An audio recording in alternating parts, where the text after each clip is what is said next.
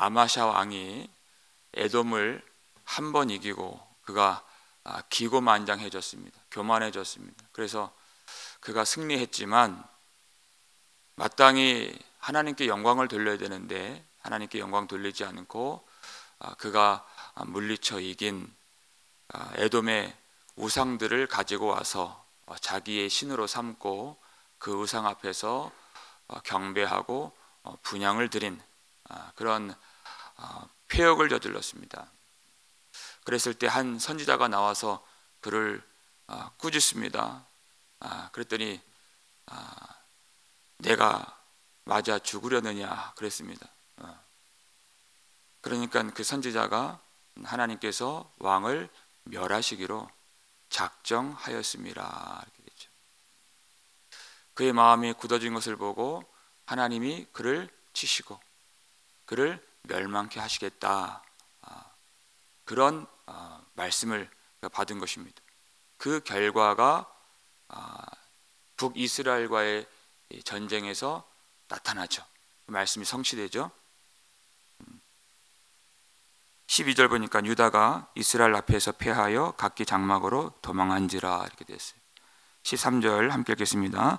이스라엘 왕 요아스가 베세메스에서 아하시아의 손자 요아스의 아들 유다 왕 아마샤를 사로잡고 예루살렘에 이르러 예루살렘 성벽을 에브라임 문에서부터 성 모퉁이 문까지 400규빗을 헐고.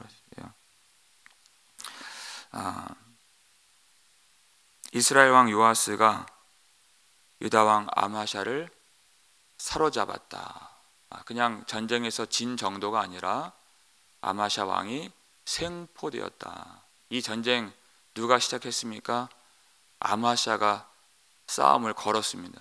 그런데 그가 결국 생포된, 사로잡힌 수치스러운 이 결과를 맞이하게 된 것입니다. 왜 이렇게 되었는가? 11절 보니까 아마샤가 듣지 아니함으로. 듣지 않았다. 하나님의 사람을 보내셨는데 듣지 않고, 또 이스라엘 왕 요아스의 입을 통하여 하나님이 경고하셨는데도 듣지 않고, 여러 차례 하나님이 이 모양 저 모양으로 경고하셨는데 그것을 듣지 않았어요. 여러분, 이 아마샤의 모습 속에 우리의 취약한 모습이 나타나 있습니다.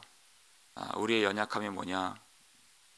하나님이 말씀하실 때 듣기 좋은 말은 잘 듣지만, 위로의 말은 잘 듣고 또 들으려고 하지만, 경고의 말씀, 책망의 말씀은 듣지 않는다 하는 것입니다. 여러분, 성경을 보십시오. 하나님의 말씀은 대부분 책망으로 되어 있습니다. 우리가 바르지 않기 때문에 그렇습니다. 책망을 듣는다. 뭐냐? 하나님의 권위 아래에 있다는 거예요. 권위 아래에 있다.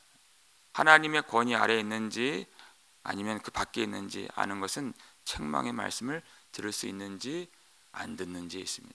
아이들이 어릴 때는 부모의 꾸지람을 듣습니다. 머리가 크면 안 듣습니다. 대듭니다. 부모를 오히려 가르치려고 듭니다.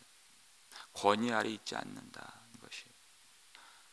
디모데후서 3장 16절 보니까 모든 성경은 하나님의 감동으로 된 것으로 교훈과 책망과 바르게 함과 의로 교육하기에 유익하니, 그렇게 됐어요. 하나님 말씀이 이렇게 된다는 거예요. 우리의 잘못을 바로 잡아주는 하나님의 말씀이다. 교훈과 책망과 바르게 함과 의로 교육하기. 사람의 생각과 사람의 열심과 사람의 의를 하나님의 말씀으로 찌르고 쪼개시고 부수어서 하나님의 의로 말미암아 하나님께로 돌아오게 하는 하나님의 말씀. 항상 우리를 교훈하시고 책망하시고 꾸짖으시는 말씀. 대부분이 하나님의 꾸지람이죠. 이것을 듣는 것이 하나님의 자녀인 것입니다. 하나님의 권위 아래 순복하고 굴복하는 자녀인 것이죠. 듣지 않으면 너무나도 수치스러운 결과가 오게 되는 것이, 그가 사로잡히게 되었어요. 이제 성벽도 무너지게 되었습니다. 14절 말씀 읽겠습니다. 또 여호와의 성전과 왕궁 곳간에 있는 그 문과 모든 기명을 탈취하고 또 사람을 볼모로 잡고서 사마리아로 돌아갔더라. 여호와의 성전 왕궁 곳간에 있는 금, 은, 모든 기명 다 빼앗겼어요. 여러분, 성벽이 있는데 400규빗 정도 무너졌습니다. 180m 정도 무너졌어요. 아무리 성벽이 길어도 그 한 부분이 무너지면 그 성벽은 무용지물이 되죠. 성벽이 뚫렸다는 얘기예요. 그의 아버지 요아스가 이 성전을 보수하려고 한때 얼마나 수고하고 열심을 내었습니까? 근데 거기에 있는 거 다 빼앗겼다. 성벽도 무너지고 성전도 다 그렇게 빼앗기고. 시편 127편 보니까 여호와께서 집을 세우지 아니하시면 세우는 자의 수고가 헛되며 여호와께서 성을 지키지 아니하시면 파수꾼의 깨어 있음도 허사로다, 이렇게 되어 있습니다. 하나님이 지켜주셔야 된다는 것이에요. 하나님이 지켜주시는 그 은혜가, 그 하나님의 돌보심이 전제되지 아니하면 아무리 열심히 집을 세우고 아무리 성을 잘 지켜도 아무것도 지켜지는 것이 없다. 세울 수 있는 것이 없다. 그러니까 우리가 해야 될 일은 무엇인가? 우리가 집을 세우겠다고, 우리가 성을 지키겠다고 하는 그 열심을 내는 것이 아니라 먼저 하나님의 말씀 지키는 것. 먼저 하나님의 말씀을 지키면 하나님이 우리의 모든 것을 다 세워주시고 다 지켜주시고 다 돌아오게 하신다. 하나님의 약속입니다. 다윗이 70년의 인생을 살고 그가 이제 곧 죽는 것을 알게 되었어요. 그의 아들 그리고 왕이 될 솔로몬에게 가장 중요한 말씀, 유언으로 남기죠. 숨이 끊어지기 그 직전에 그 순간에 열왕기상 2장 3절 말씀입니다. 읽겠습니다. 내 하나님 여호와의 명령을 지켜 그 길로 행하여 그 법률과 계명과 율례와 증거를 모세의 율법에 기록된 대로 지키라. 그리하면 내가 무엇을 하든지 어디로 가든지 형통할지라. 아멘. 내 하나님 여호와의 명령을 지켜 그 길로 행하여.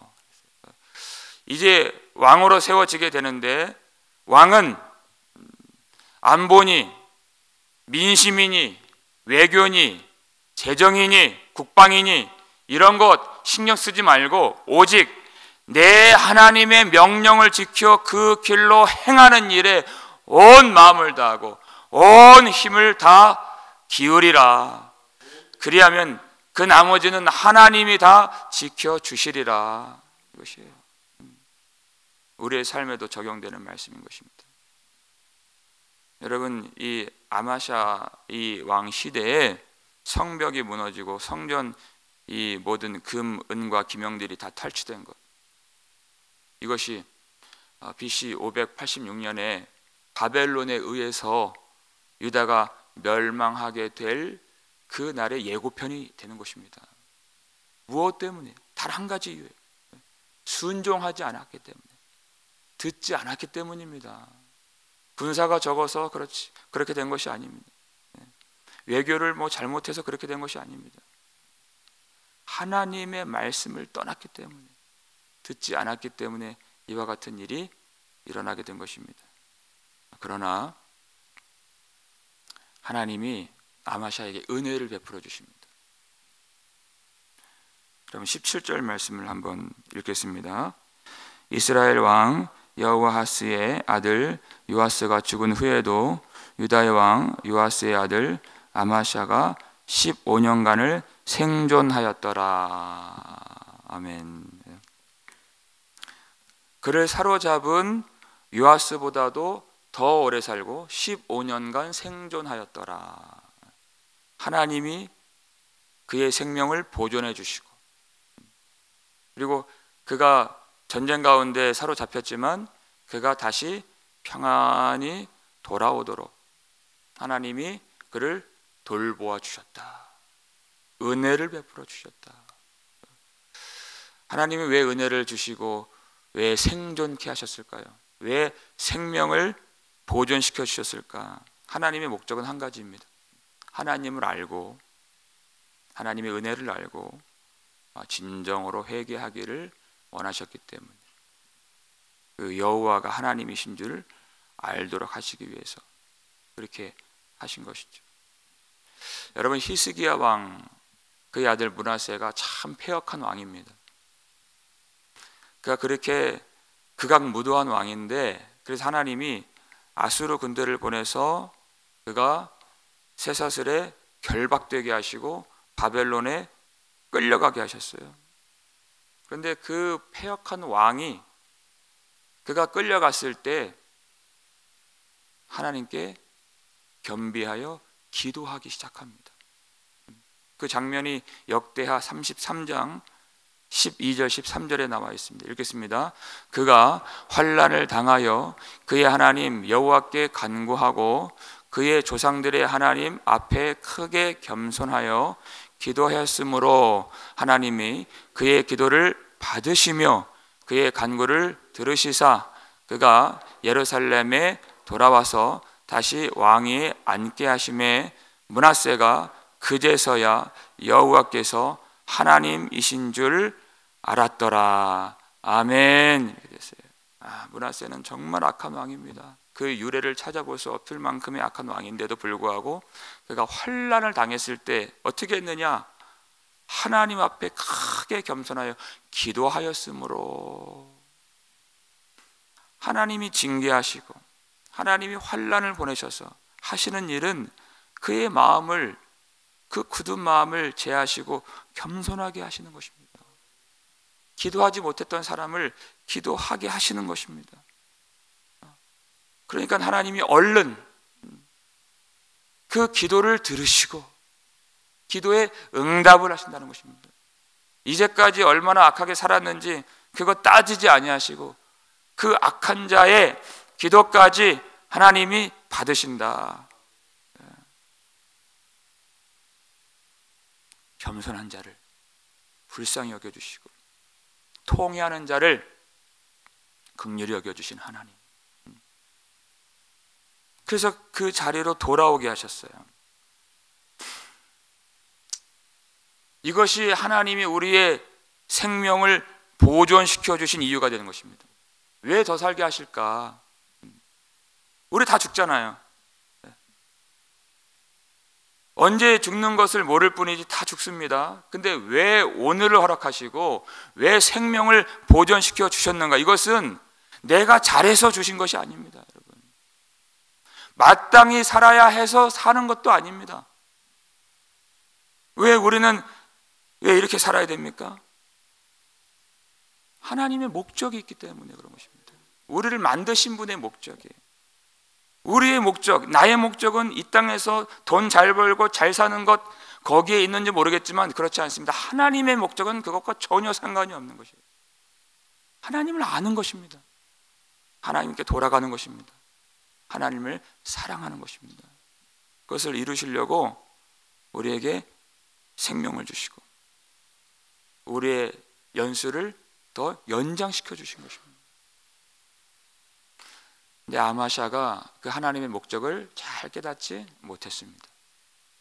그냥 왕궁에 돌아오는 것, 다시 평안한 생활을 되찾은 것, 거기에 만족했습니다.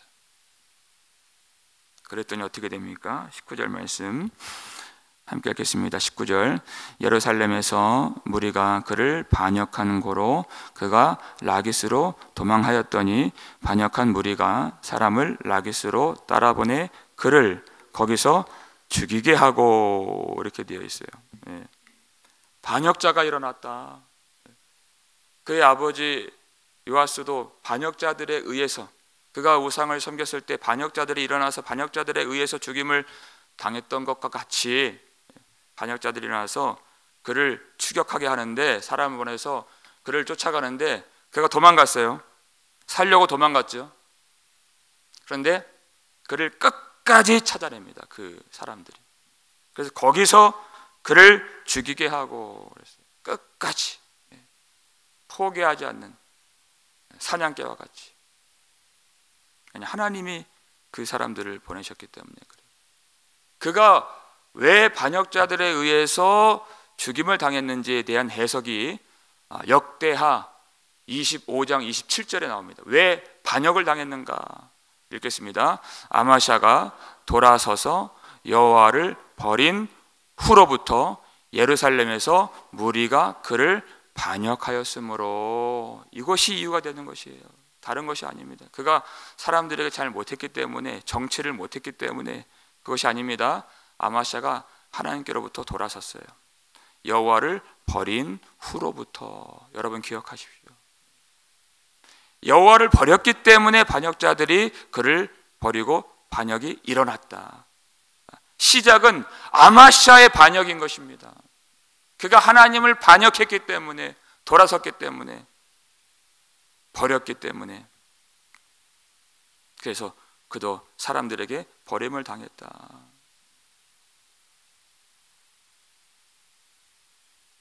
그가 만약에 하나님께 온전히 돌아왔더라면, 온전히 이 15년간의 이 생존의 기간을, 하나님이 은혜로 주신 이 기간을 그가 회개로 선용했더라면, 잘 살았더라면, 우리는 언제든 죽을 수 있는 사람인데 우리에게 주신 인생의 기회를 정말 하나님의 목적 가운데 선용했더라면 그것이죠. 그는 깨닫지를 못했습니다. 이 은혜로 주신 이 기간을 어떻게 살아야 할지, 어떻게 돌이켜야 할지 그는 깨닫지를 못했어요. 그가 만약에 하나님께로 온전히 돌아왔더라면 그의 삶에, 그의 나라의 모든 것들이 다 제 자리를 찾았을 것입니다. 신하들은 신하들의 자리에, 군사들은 군사들의 자리에 다 들어갔을 것이에요. 언제요? 내가 하나님의 자녀인 내가 나의 자리에 돌아갔을 때의 일입니다. 여러분, 우리의 가정이 왜 어렵습니까? 이 땅, 이 나라가 왜 이렇게 황폐해졌습니까? 왜 우리 다음 세대들이 그렇게 주님을, 하나님을 떠나고 있습니까? 하나님의 자녀인 우리가 우리의 자리에 온전히 들어가지 못했기 때문인 것입니다. 역대하 7장 14절 말씀이죠. 내 이름으로 일컫는 내 백성이 그들의 악한 길에서 떠나 스스로 낮추고 기도하여 내 얼굴을 찾으면 내가 하늘에서 듣고 그들의 죄를 사하고 그 땅을 고칠지라 하는 것이에요. 내 이름으로 일컫는 내 백성이라고 그랬어요. 하나님을 알지 못하는 그들의 문제가 아니고 하나님의 아들들, 하나님의 자식들, 하나님의 자녀들, 교회들의 문제라는 것입니다. 그들이 그들의 악한 길에서 떠나서 스스로 낮추어 겸비하여 기도하여 하나님의 얼굴을 찾고 은혜를 구하면 하나님이 들어주신다는 것이에요. 범죄했지만, 넘어졌지만 하나님이 하늘에서 들으시고 그들의 죄를 사하시고 그 땅을 고쳐주신다는 것입니다. 여러분, 회개란 무엇입니까? 우리가 우리의 자리로 돌아가는 것입니다. 우리가 있어야 될 자리, 우리 하나님의 아들, 하나님의 자녀라면 하나님을 알고 하나님의 은혜를 붙들고 하나님의 아들의 자리로 돌아가는 것입니다. 그 일을 위해서 하나님이 먼저 사랑을 베푸시고 먼저 은혜를 베푸신 것이, 먼저 베푸신 사랑이에요. 그게 되려면 여러분, 우리 마음의 문을 열어야 됩니다. 하나님이 하시는 말씀을 들을 줄 알아야 됩니다. 경고를 들을 줄 알고 꾸지람을 들을 줄 알고 책망을 들을 줄 알아야 되는 것입니다. 그리고 진실하게 회개해야 되는 것입니다. 여러분, 저와 같이 회개란 말을 많이 한다고 해서 회개한 사람이 아니에요. 여러분 같이 회개의 말씀을 많이 들었다고 해서 회개한 것이 아닙니다. 그들의 악한 길에서 떠나, 저와 여러분의 삶 속에서 진실로 악한 길에서 떠나는 일이 있어야 그것이 회개인 것이죠. 여러분, 하나님이 먼저 베푸신 그 사랑을 기억하시길 바랍니다. 그 사랑은 우리로 하여금 회개케 하시는 사랑, 하나님께로 돌아오게 하시는 그 사랑인 것입니다. 우리에게 주신 이 인생의 기회 동안에 하나님의 사랑을 온전히 깨닫고 진실하게 회개하여서 하나님께로 돌이켜, 온전히 돌이켜 우리의 삶이, 우리의 가정이, 그리고 어려운 이 나라가, 여러분, 이 조국 땅의 어려운 소식들을 아마 여러분 아시죠? 이 전쟁의 위기 가운데 있는 우리 한국 땅이 다시 하나님의 큰 은혜와 축복 가운데 머무르는 놀라운 은총이 임하기를 주님의 이름으로 축원합니다.